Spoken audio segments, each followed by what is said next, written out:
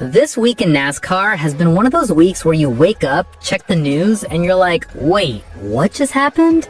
Because in just a matter of days, we've seen a huge opportunity open up for a driver that a lot of fans never expected to see in a big NASCAR seat. We've got a serious health situation that's suddenly sidelining a Cup Series driver right before a race weekend. And on top of that, NASCAR just handed out a suspension that could seriously shake up one of the teams heading into Phoenix. And when you look at all three of these stories together, it actually says a lot about where the sport is right now. The new faces trying to break in, the pressure these drivers are under every single week, and how quickly things can go sideways for a team. So today, we've got three big NASCAR stories to talk about, and trust me, one of them involves a name that a lot of racing fans from YouTube already know very well. But before we jump into it, real quick, if you're a real NASCAR fan and you enjoy talking racing like this, go ahead and drop a like on the video and consider subscribing.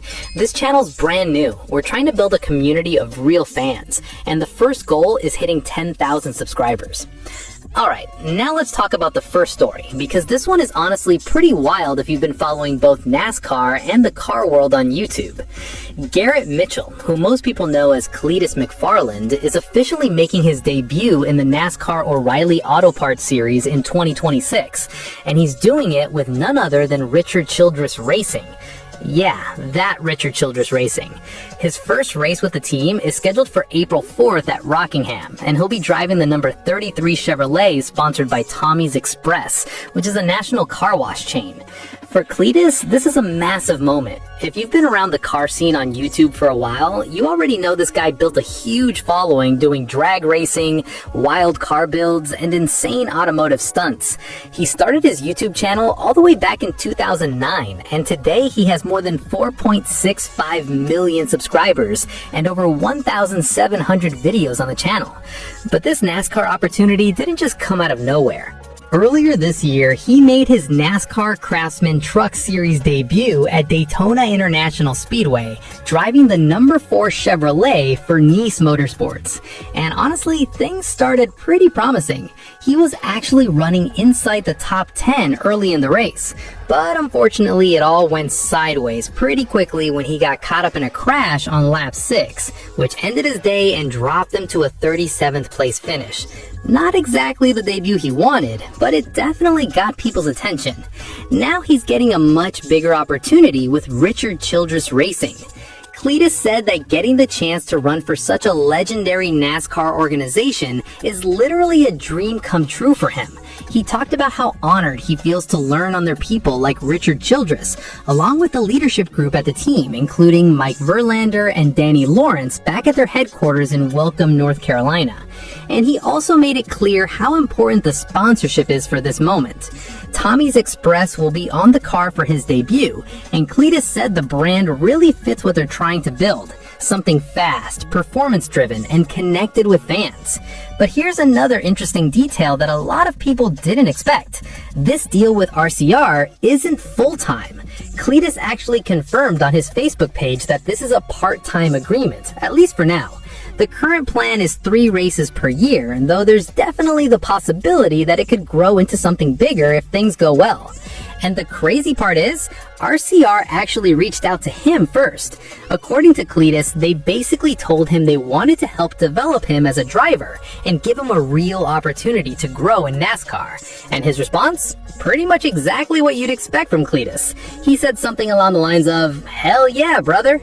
He also revealed that his sponsorship deal with Tommy's Express Car Wash is part of a 2-year contract, which means we'll likely be seeing him around NASCAR events for a while. And on top of that, he's still racing part-time in the ARCA Menard Series.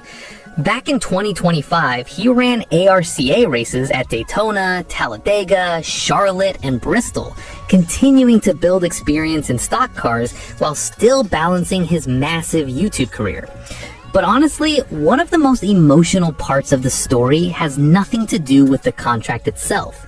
It has to do with Greg Biffle. Cletus shared that the one thing he wishes more than anything is that Greg Biffle could have seen this moment. As many fans remember, Biffle tragically died in a plane crash on December 18th, 2025. The two of them actually became close friends after working together during the Hurricane Helene relief efforts in 2024, and that friendship quickly grew through their shared love of motorsports. They started collaborating on several automotive projects, drag racing, car builds, and other crazy stunts, which also helped introduce a lot of Cletus's audience to NASCAR culture. When Biffle passed away, it hit the racing community hard, and Cletus was actually one of the speakers at his memorial service at Bojangles Coliseum in Charlotte back in January. So this moment with Richard Childress Racing clearly means a lot more to him than just another race. And honestly, it's going to be fascinating to see how NASCAR fans react when he hits the track at Rockingham.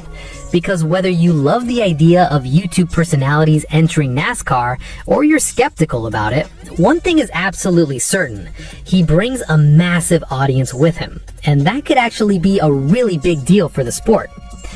Now, let's move to the second story, and this one is a lot more concerning for a major Cup Series team.